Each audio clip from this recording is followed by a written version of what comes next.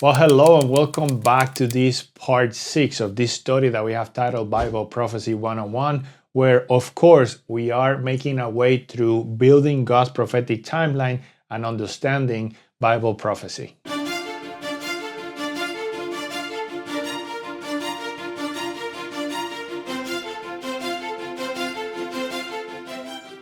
I know that I am always saying that I'm excited, and it's because I'm very passionate about studying Bible prophecy.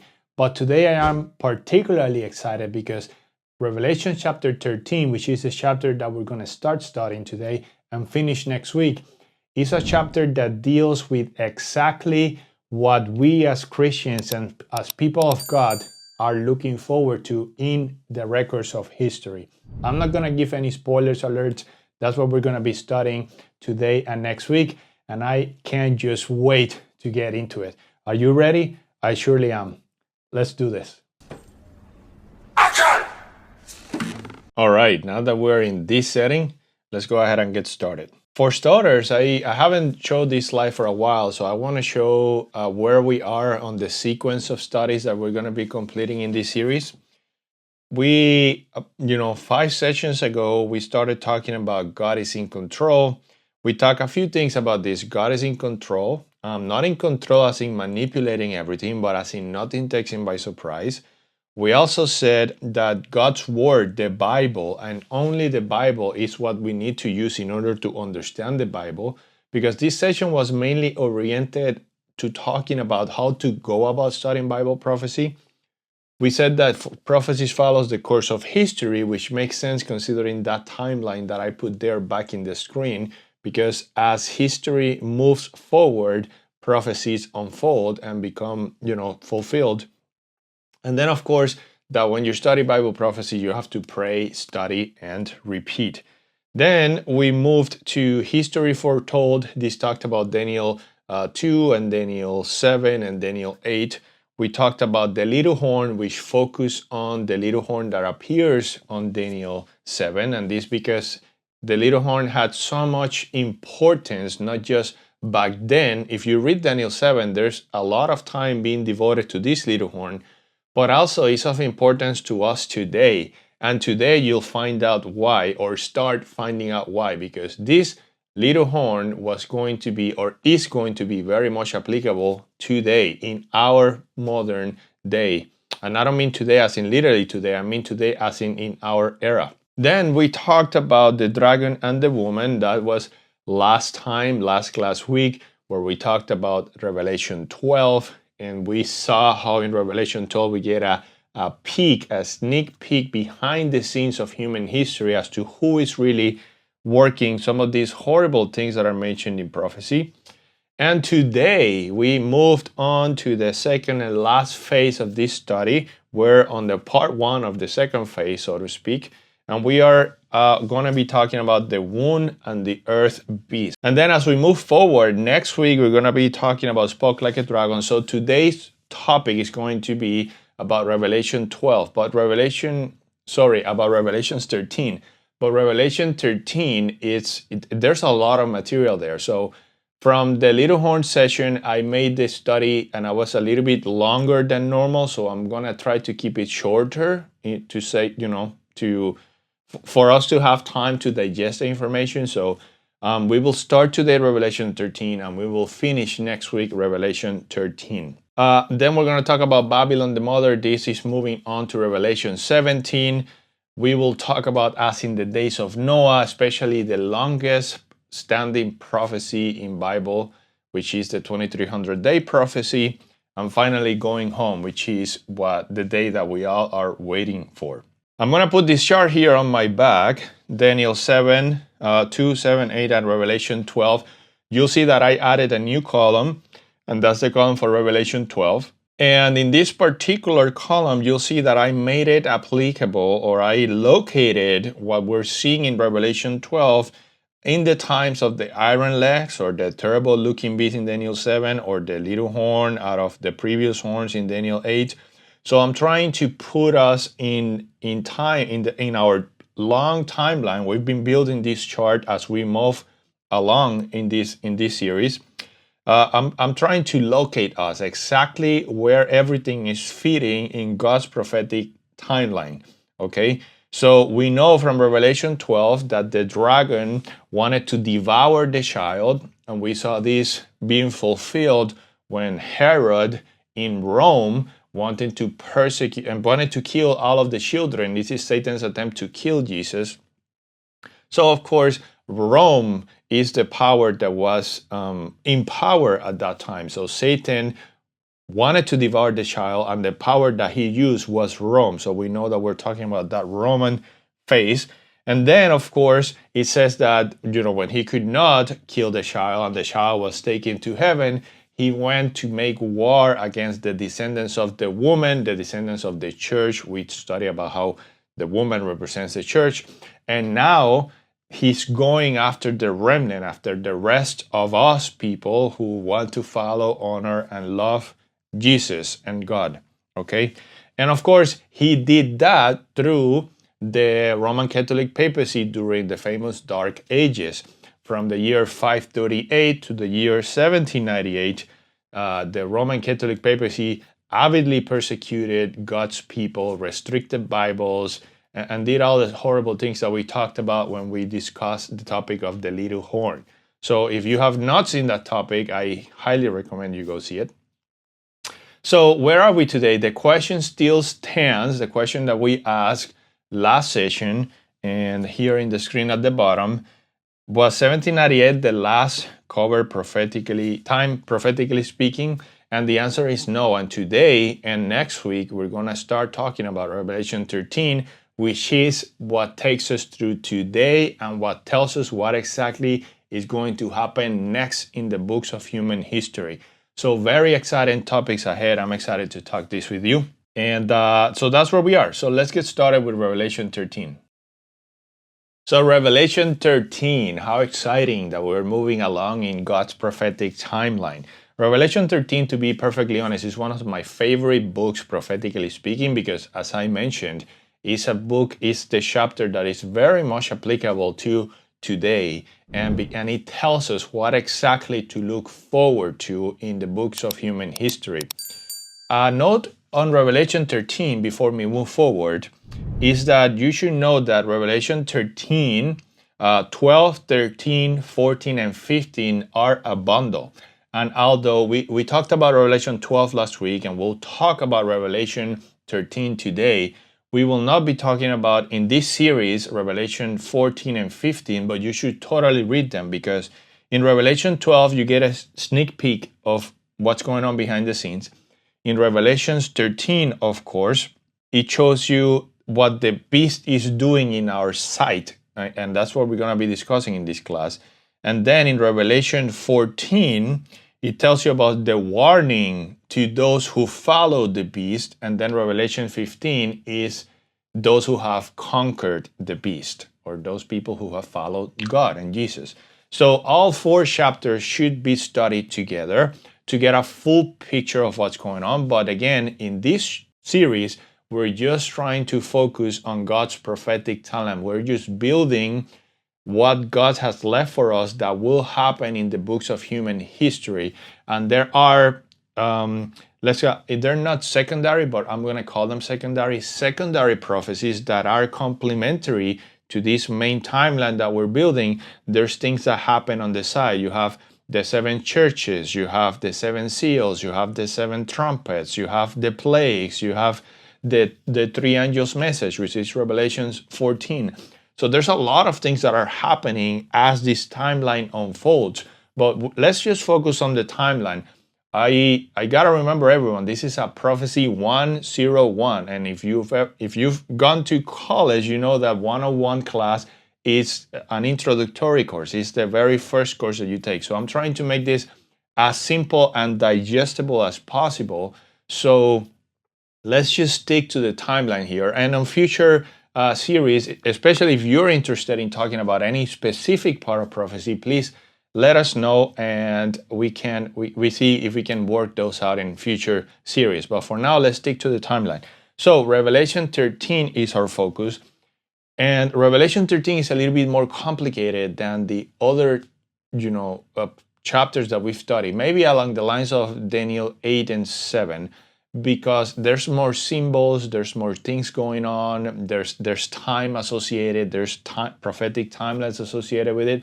So usually I ask you to pause the video and I ask you to read the full chapter and then come back. So today we're just going to break this down.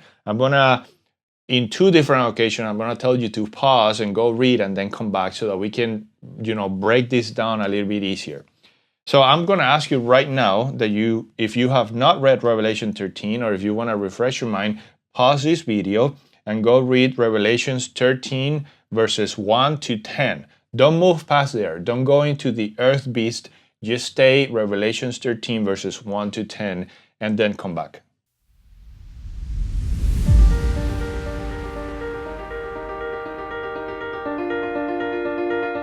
So how was that reading? Was it an interesting reading?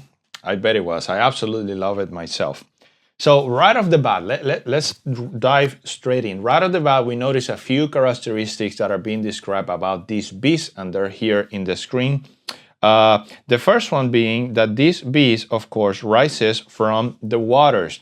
We have explained, and we have talked about this before, the fact that God explains from where the beasts are rising from is very important, because we have some beast in Revelation 13 and in Daniel 7 that rises up from the waters, and then we have a beast in the portion of Revelation 13 that we have not read yet that rises up from the earth. So why would God make the distinction about a beast rising from the water versus from the earth if there's no difference?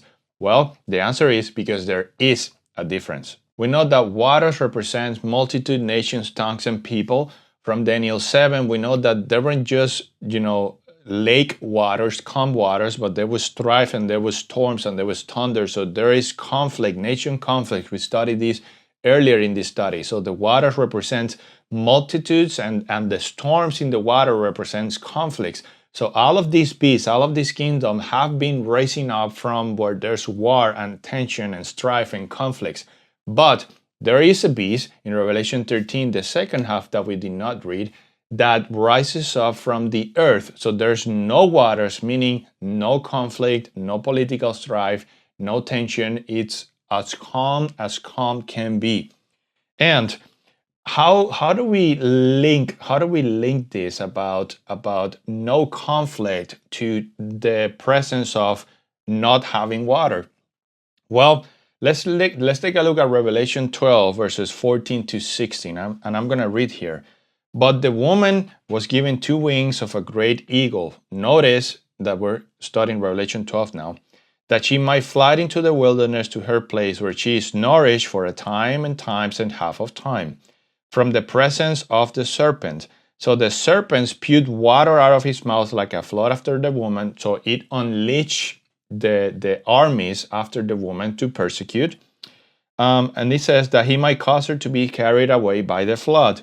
But the earth, and notice here the earth appearing, helped the woman, and the earth opened its mouth and swallowed up the flood which the dragon has spewed out of his mouth. So the earth opening, its mouth and swallowing up the waters, in prophetically speaking, this fits on the exact same time frame where the beast from the earth rises. So this is a bit of a spoiler alert, because we'll talk about this in a minute.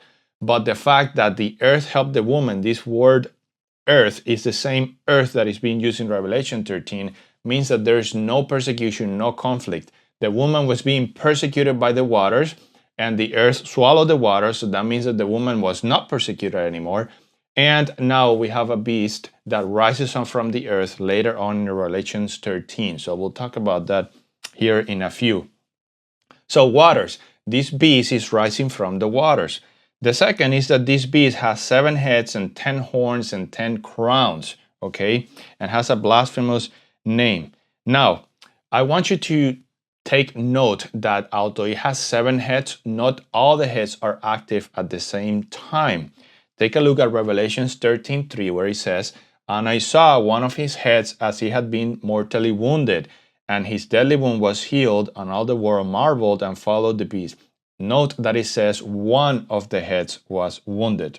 So at this particular point in time, the head that was an active head was the head that received a wound and then eventually was healed. Although we yet don't have a specific explanation as to what these heads and horns are, we can infer for the time being, we're going to let the Bible explain the Bible, we can infer that it's talking about a kingdom because of what's being described in Revelation 13. What this beast is doing is characteristic from what we've been studying in prophecy of what a kingdom is attempting to do. But is this the first time that we have seen a beast with 7 heads and the 10 horns?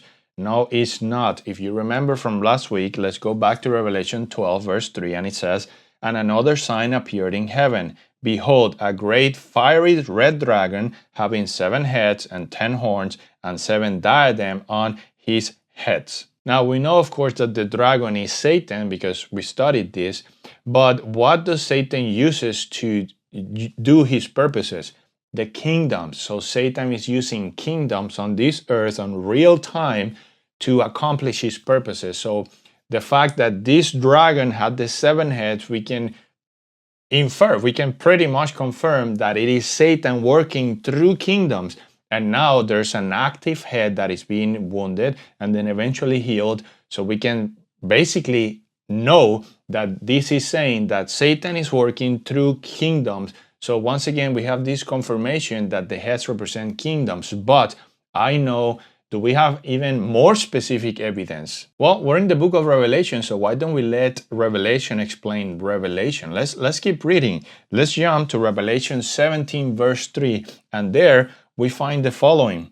"And I saw a woman sitting on a scarlet beast, which was full of names of blasphemy, having," drumroll please, "7 heads and 10 horns." So in Revelation 17:3, once again, we see these beasts with 7 heads and the 10 horns. So we have it in Revelation 12, we have it in Revelation 13, and we have it in Revelation 17, clearly linking all of these 3 chapters together. Hence, now you know why we're studying Revelation 13 further along, because it's talking about the same beast with 7 heads and 10 horns. Now, what are the heads? You're probably asking me, what are the heads? We still haven't quite defined exactly what heads are. Well, bear with me, we're going to get there. Just as it has been before, in this particular chapter, an angel comes to explain what these things represent. And guess what? It explains what these beasts with the 7 heads represent. Let's take a look at Revelation 17, verses 9 to 14.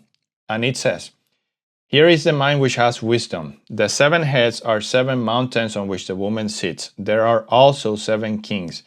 Remember that the word kings and kingdoms are interchangeable. In Bible prophecy, this from when we studied Daniel 7. 5 have fallen, 1 is, and the other one has not yet come. And when he comes, he must continue a short time. The beast that was as is not is himself also the 8th, and is of the 7, and is going to perdition. The 10 horns which you saw are 10 kings who have received no kingdom as yet, but they receive authority for 1 hour as kings with the beast. These are of one mind, and they will give their power and authority to the beast. These will make war with the Lamb, and the Lamb will overcome them, for he is Lord of lords and King of kings, and those who are with him are called, chosen, and faithful. So now we know exactly what the 7 heads are and what the 10 horns are with the Bible. Let the Bible interpret the Bible. Now we know that these 7 heads are 7 mountains, but more specifically are 7 kings or kingdoms, and then the 10 horns are also 10 kings that will receive temporary authority with the beast. Okay, so now we know the 7 heads and the 10 horns represent kings or kingdoms, and of course we know, as we've been studying from Bible, that the 7 heads can possibly be active at the same time, because these are let's call them empires or kingdoms on its own. Babylon, Medo-Persia, Greece, Rome, Papal Rome, and then who comes next? We'll get to that next week, to be specific. Let's get back to Revelation 13. It says that this beast looked like a leopard, he had feet like a bear, and mouth like a lion. Does this sound interesting to you at all? Or does this ring a bell from what we've been studying? If you remember in Daniel 7, what did Daniel see? He saw a beast rising from the waters, from the tormentous waters, okay? And What was the first beast? It was a lion. And then what was the second beast? It was the bear, higher from one side than the other. And then it was a leopard, and then it was a beast. But John, however, is seeing the opposite. He says that he sees a beast, and it looked like a leopard, and it had feet like a bear, and it had a mouth like a lion. Interesting, right? Well, this has very simple explanation. Daniel is in the times of Babylon and Medo-Persia, and he's looking forward. He sees lion, Babylon, bear, Medo-Persia, leopard, Greece, and then the beast, Rome. But John is living in the times of Rome. Everything before that is in the past. So Daniel is looking forward, lion, bear, leopard, beast.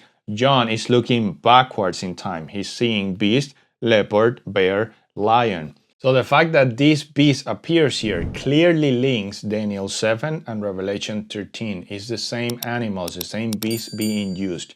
So there is a clear connection between Daniel 7 and Revelation 13.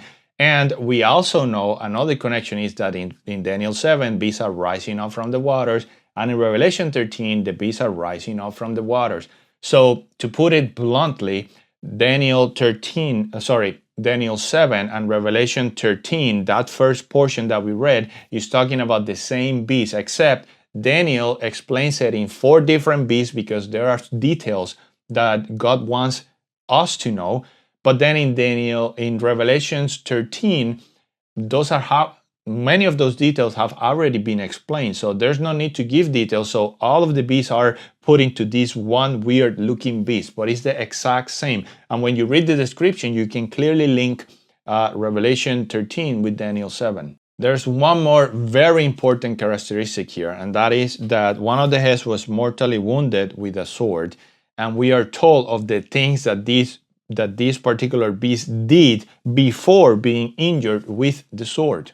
Remember that one head is active, so let's start by identifying the characteristics of this particularly active head as described in the book of Revelation 13 verses 1 to 10. And I have them here on the screen. So this beast, this head, was doing several things before being wounded. And one of them spoke great things and blasphemies. The second ruled for 42 months, which 42 months we've talked before. A month in the Bible is 30 days. 30 days times 42 is 1,260. And we have seen this timeline before, 1,260 years 538, so to 1798. It also says that this head spoke against God's tabernacle and the inhabitants of heaven. It also did war against the saints and overcame them. And it also ruled over every ruler during this time. Is this starting to paint a picture here? It is evidently clear that this description, this head that was wounded and eventually healed, and the things that it's doing is the exact same thing as the little horn in Daniel 7. So this head that was wounded is nothing less or nothing more than the Roman Catholic papacy. This head is representing the kingdom, the power, the imperium that the Roman Catholic papacy had during the Dark Ages. Interesting to note that it says in Daniel 7, we said that this was going to rule for a period of 1,260 years, and that was it. We had no more details in the book of Daniel about this beast coming back. But now in Revelation 13, we're seeing that this head, this power, this political power was going to get injured, and then it's going to be healed. And the healed portion is the portion that we have to pay close attention today in our present day and time. And we'll talk about this more here in a second. But for now, let's focus on the how. How exactly was this head injured? Okay. Well, in Revelations 13, we read the following: If anyone has an ear, let him hear. He who leads into captivity shall go into captivity. This is verse 10, by the way. He who kills with the sword must be killed with the sword. Here is the patience of the saint. So this power was both wounded by the sword and it was taken into captivity. One might say, wait a minute, that verse doesn't say that this power was indeed wounded with the sword. So, well, let's lead a little bit forward. In Revelation 13:14 it says, "And he deceived those who dwell on earth by those signs which he was granted to do in the sight of the beast, telling those who dwell on the earth to make an image to the beast, who was wounded by the sword and lived." We have not yet read this portion of Revelation 13, but note that further along in verse 14, it does say that this head was injured with the sword. So the question becomes obvious: what is the sword? A lot of us are familiarized with the fact that the sword could mean the Bible, because in the book of Ephesians, chapter 6, verse 17, it says, "And take the helmet of salvation and the sword of the Spirit, which is the word of God." However, it's kind of obvious that the Bible is not the sword that is being spoken of in this particular prophetic context, because it just doesn't make sense that you injure other people with the sword and then get injured back with the sword, or to put it as we just explained it, injure somebody with the Bible and get somebody with the Bible to injure you back. So something is not right here. What are we missing? Well, the answer to this is, of course, there are things in the Bible that have multiple meanings, so we have to keep everything in context. For example, the lion, Jesus is the lion of the tribe of Judah. So the lion can mean Jesus, but the lion can also mean Babylon. In Daniel 7, the lion is used to represent Babylon as an empire. So there are things, and there are more examples, but just to keep it simple, so things can mean more than one thing, and we have to be careful what meaning we are using when. So in this context, the Bible representing the sword makes no sense. So would the Bible mean anything else in the would the sword mean anything else in the Bible? The answer is yes. Let's take a look at Romans 13, verses 1 to 4, where it says, "Let every soul be subject to the governing authorities, for there is no authority except from God, and the authorities that exist are appointed by God. Therefore, whoever resists the authority resists the ordinance of God, and those who resist will bring judgment on themselves.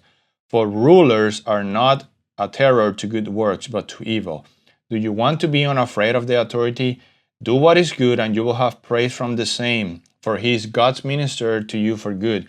But if you do evil, be afraid, for he does not bear and what's the word there? The sword in vain, for he is God's minister and avenger to execute wrath on him who practices evil." So who bears the sword? The government authorities. What sword did the papacy use to persecute God's people? Was it not the government authorities? He used the power of the state to persecute God's people. He used that sword, the sword of the state. And of course, the sword of the state was what injured the papacy right back. We already studied this during the French Revolution times. The world was tired of the dominance of the Roman Catholic papacy. So under Napoleon Bonaparte, General Berthier walked into Rome and took Pope Pius VI captive into prison. And from there on out, the Roman Catholic papacy lost that sword that it used to use, lost that power of government and of dominance to go after people or to carry its own will. Now, the church did not disappear. It did not vanish. Note that the language in the book of Revelation is that this was going to get injured. It doesn't say that it was going to die. It was injured. And we see that in the real life, what we see with our eyes, indeed, this power was injured. It lost the ability to rule as it had been ruling, but it was not killed because the church continued. It still continues today. This is what historian George Trevor had to say in his book, Rome from the Fall of the Western Empire. And he says, "The object of the French Directory was the destruction of the pontifical government." Note that he's saying government, not the church. as the irreconcilable enemy of the Republic. The aged Pope, this is Pius VI, was summoned to surrender the temporal government, once again, the temporal government, not the church. On his refusal, he was dragged from the altar. His rings were torn from his fingers, and finally, after declaring the temporal power abolished, the victors carried the Pope prisoner into Tuscany, whence he never returned. Note that what was wounded was not the church as a whole. It was only that part of the church that had the power to execute on behalf of the state or with the help of the state. That part, the Roman Catholic papacy lost. It was virtually injured. For the first time in the church history, church and state were separated. The Roman Catholic papacy continued as a church, but no longer had the power of the state to do what it had been doing. So, in a sense, the Roman Catholic papacy was made captive. What could do before, it could not do anymore.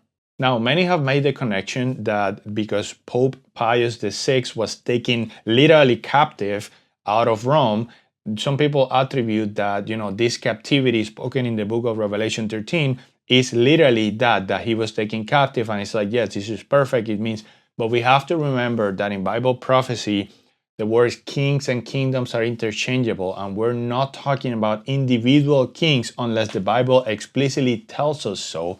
We're talking about a system. So although, yes, Pope Pius VI was taken captive, literally, that captivity that is talking of in Revelation 13, verse 10, is not the literal captivity of that one pope, it's the captivity of the whole system. The Roman Catholic papacy became captive because it could not do what it had been doing before, which is use the power of the state to execute sentences. It carried on as a church, injured because it didn't have the state. It carried on as a church, but it did not have the state power. So church and state were separate. The papacy was made virtually captive. But pay close attention because it says that wound was going to be healed.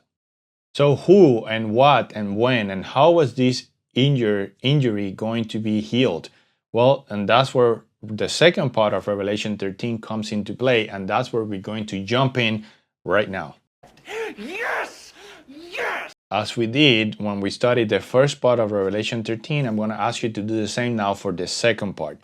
I'm going to ask you to please pause this video and go read Revelation 13 verses 11 to 18 and then come back, because we're going to be talking specific now about this beast that rises from the earth. And we won't read the verses here, so go read that and come back. All right, so by now, without us even touching this topic, you already probably noticed that it is this beast who is going to heal the wound of the previous beast, which is really a head in this context. Remember, there's a beast with 7 heads, and this is a separate beast. So there's the beast with 7 heads, and this is a beast that rises up from the earth. So one of the heads had been mortally wounded. That's the Roman Catholic papacy. And now this beast that appears is the one that gives life right back to the first beast and creates an image of it. And all this we'll talk about as we unfold this topic. So let's outline first all the characteristics of this beast, of this earth beast. What are all the characteristics? And then what we're going to do is we're going to finish outlining all of the characteristics. And next week, we're going to identify who exactly is this beast. So our characteristic number 1 is that this beast is, a beast. It's a kingdom. It's a political power. As we have been studied since Daniel 7, beasts represent kings or kingdoms. The words are interchangeable. So the fact that this is a beast, it means that it is, of course, a political power. Remember that in Daniel chapter 7, verse 23, it says, the 4th beast shall be a 4th kingdom on earth. Now, this is a different beast, but it's a beast nonetheless. Beasts, in the context of prophecy, have been used to represent kings or kingdoms, so this should be no different. The fact that it is a beast, it means that it is a kingdom, a political power. Our characteristic number 2 is that this beast follows the course of God's prophetic timeline. So it has to follow the sequence that we have been studying. We went from Babylon to Medo-Persia to Greece to Rome to Papal Rome, and now this Papal Rome is injured and this beast comes into play. So we're looking at a kingdom that follows that prophetic timeline. We can't attribute this beast to the past before the Roman Catholic papacy, and we can attribute it to way into the future because prophecy followed the course of history, and as history unfolds, this prophecy begins to be fulfilled. So we're looking at a kingdom that follows this prophetic timeline.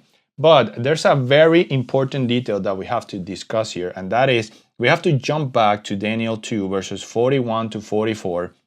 And this helps us first understand God's prophetic timeline, and also has a very important thing here mentioned. And this is, by the way, this verses is when Daniel is talking about the statue of Nebuchadnezzar. When he talks about the feet, if you remember, the feet was clay and iron mixed together, and we studied what this means. Let's revisit that verse. Let's take a look at Daniel 2, verses 41 to 44, where it says, "Whereas you saw the feet and toes, partly of potter's clay and partly of iron, the kingdom shall be divided, yet the strength of the iron shall be in it, just as you saw the iron mixed with ceramic clay, and as the toes of the feet were partly iron and partly of clay, so the kingdom shall be partly strong and partly frail. As you saw iron mixed with ceramic clay, they will mingle with the seed of men, but they will not adhere to one another, just as iron does not mix with clay." And this is the important phrase here. "And in the days of these kings," plural, "the God of heaven will set up a kingdom which shall never be destroyed, and the kingdom shall not be left to other people. It shall break in pieces and consumes all these kingdoms, and it shall stand forever." So this is the part where we have to put the whole story together. So here back on the screen, you can see everything that we've been studying, Daniel 2, 7, 8, Revelation 12, and now we have a new column here for Revelation 13, because this Revelation 13 introduces a new beast that follows the little horn, and it fits in the prophetic period of the iron and clay feet. We gotta remember that in Daniel 2, the last detail that is given is this feet of iron and clay right before the stone that we know represents God's kingdom comes back. So everything that is being described here has to happen during that period of the iron and clay feet, which is the same as part of the little horn exists during this period. And then in Daniel 8, the little horn again.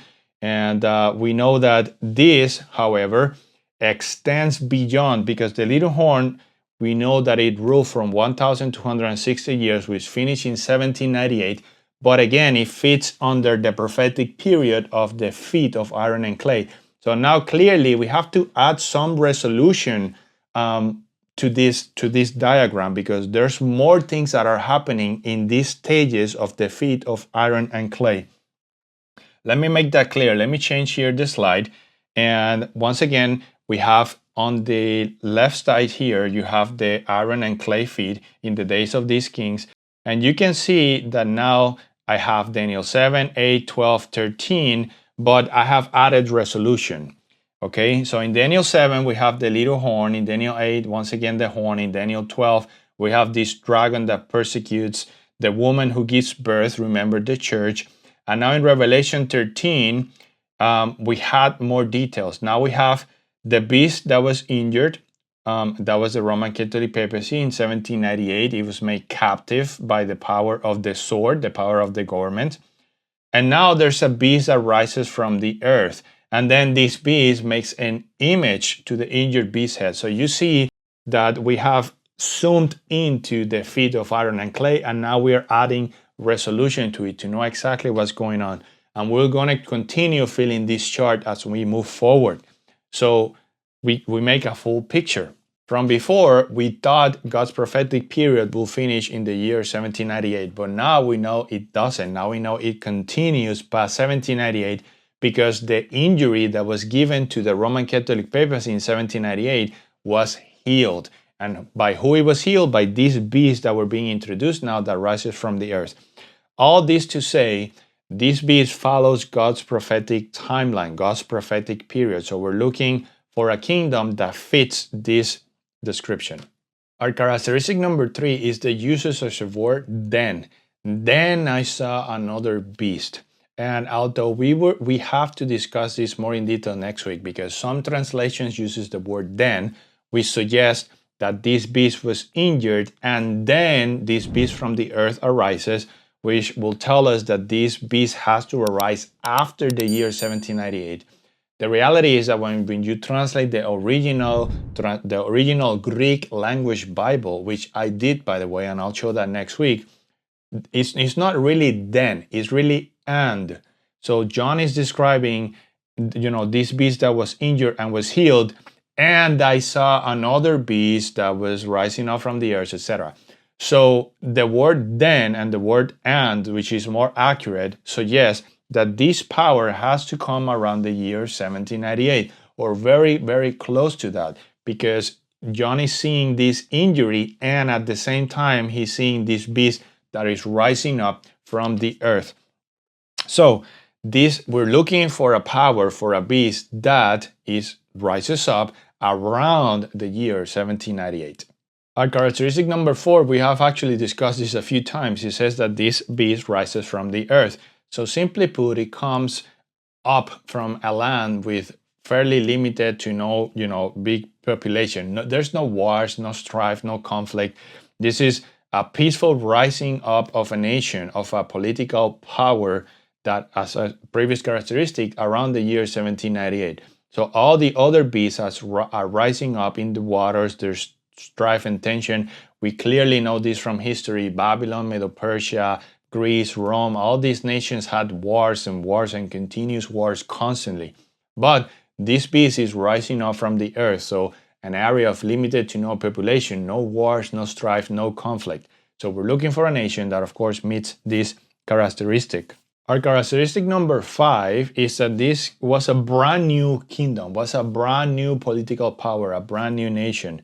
It was in its beginning phase, and this is because when you read in the Bible in Revelation 13, is using this beast as coming up from the earth. And this coming up is the exact same, in the original language, is the exact same coming up that is used in the parable of the sower when it says that the plants were sprouting.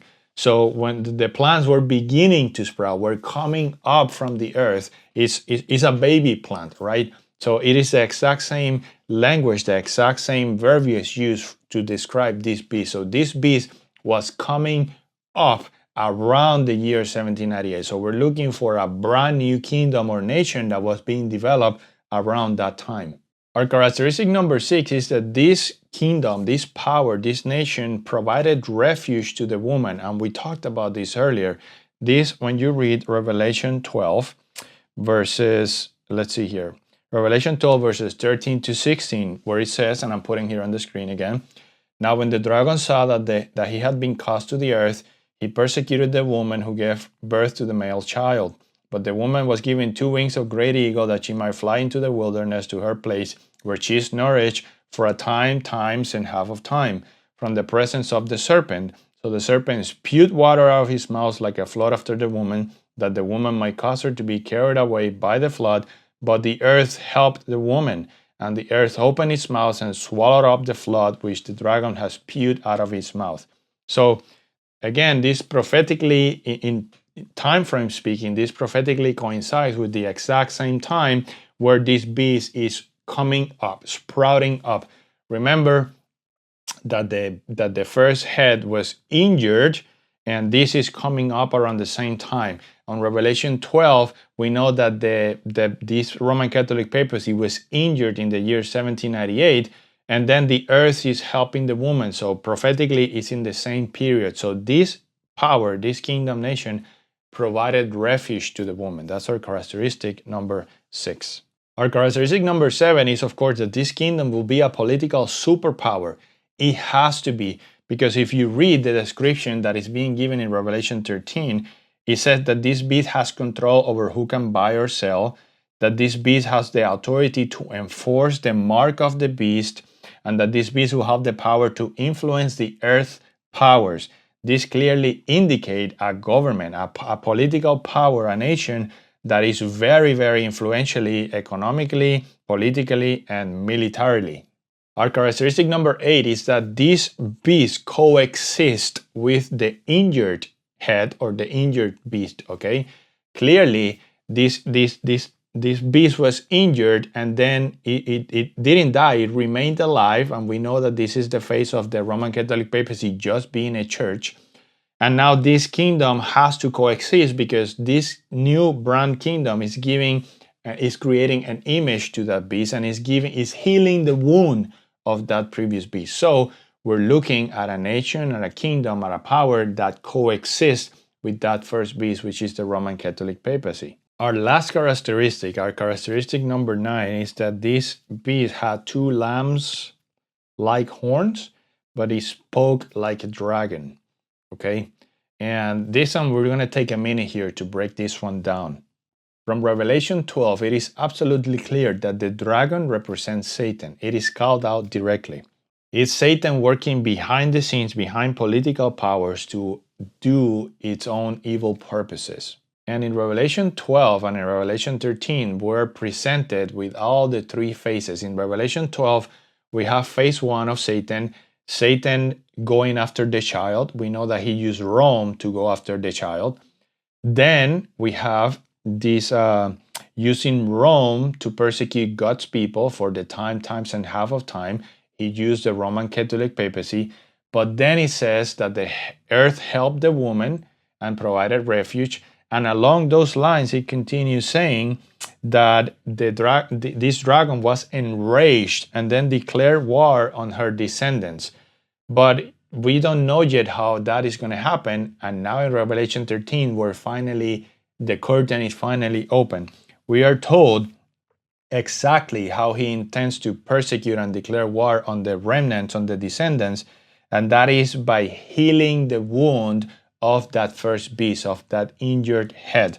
So it is using this beast, this new beast that we have not yet identified, we'll identify next week, is using this beast that rises from the earth to heal the wound and enforce the mark of the beast and all these horrible things that are happening.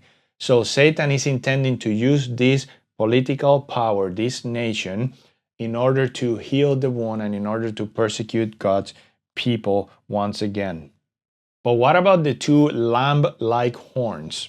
Okay, what does that mean? Because this beast, it looked like a lamb basically, but it spoke like a dragon. We've already defined the dragon speaking. It's basically Satan using this power to persecute again God's people. But what about the lamb-like horns? Before it spoke like a dragon, it looked like a lamb. So what's going on there? If you remember, in Daniel 8, we're introduced to another beast that had 2 horns. In Daniel 8, we have the ram with 2 horns, but one horn was higher than the other. And the ram represents Medo-Persia, and one horn was the Medes, and the higher horn was Persia, because Persia was the strongest of the 2.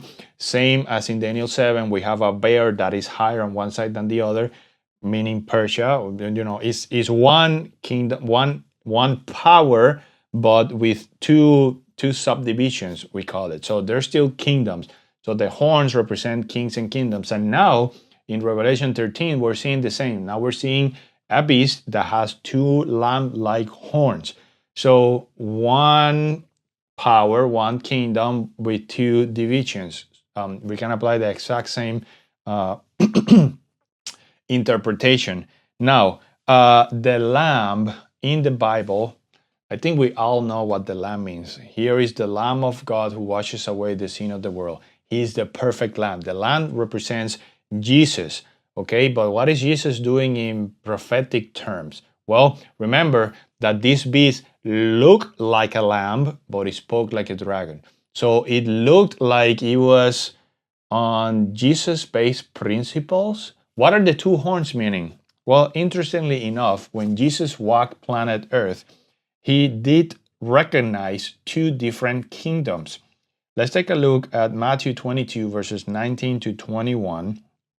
And it says here, Jesus is speaking, "Show me the tax money." So they brought him a denarius, and he said to them, "Whose image and inscription is this?" They said to him, "Caesar's."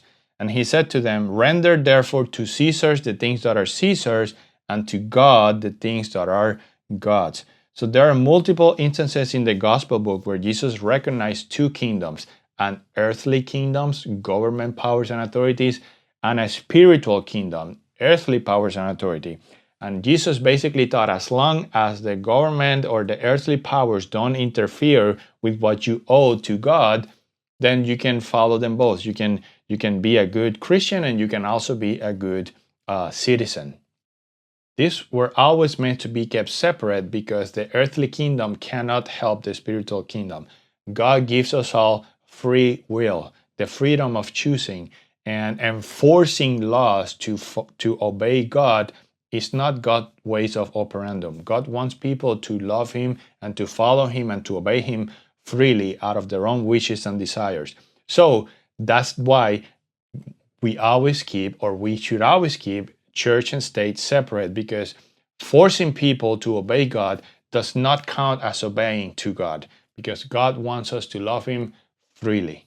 So basically what we're saying is that this characteristic of the two lamb-like horns is we're looking for a nation, for a power that recognize that there's these two kingdoms that Jesus recognized, the church and the state, and that these were going to be kept separate. So commenting on this, Ellen White writes in the book The Desire of Ages the following: "The government under which Jesus lived was corrupt and oppressive. On every hand were crying abuses, extortion, intolerance, and grinding cruelty, yet the Savior attempted no civil reforms. He attacked no national abuses nor condemned the national enemies. He did not interfere with the authority or administration of those in power. He, who was our example, kept aloof from earthly governments, not because he was indifferent to the woes of men, but because the remedy did not lie merely in human and external measures. To be efficient, the cure must reach men individually and must regenerate the heart." So Jesus taught principles that, when accepted and obeyed, naturally we will live at peace, we will love each other, we will help each other, we will be kind and good and merciful and loving and patient. That's what Jesus was in the business of changing hearts, not changing government. So Jesus kept aloof of government powers. He recognized that there's an authority that the government can have, and there's an authority that God has. And of course, God's authority always goes above political powers or government powers. So this last characteristic is that we're looking for a kingdom, a power, a nation that recognize this, that recognize that church and state need to be kept separate, that this should not mingle, that recognizes these two kingdoms as Jesus did, but that would eventually, although it looked like a lamb, it actually spoke like a dragon. It spoke like Satan speaks. So the question that remains to be asked really is, who is this kingdom? We have outlined 9 characteristics that define who this kingdom is, and we know this is of extreme importance because this kingdom is who gives an image and heals the wound of the Roman Catholic papacy, which we have defined before. So these two will create a union bond moving forward, and that is exactly what we're looking for as far as history and prophetic timeline goes, as far as the Bible teaches us. We're looking for this reunion of this piece, which we'll define next week, identify next week, and of course, the Roman Catholic papacy. My friend, God is so good. He always tells us what's ahead so that we can be prepared.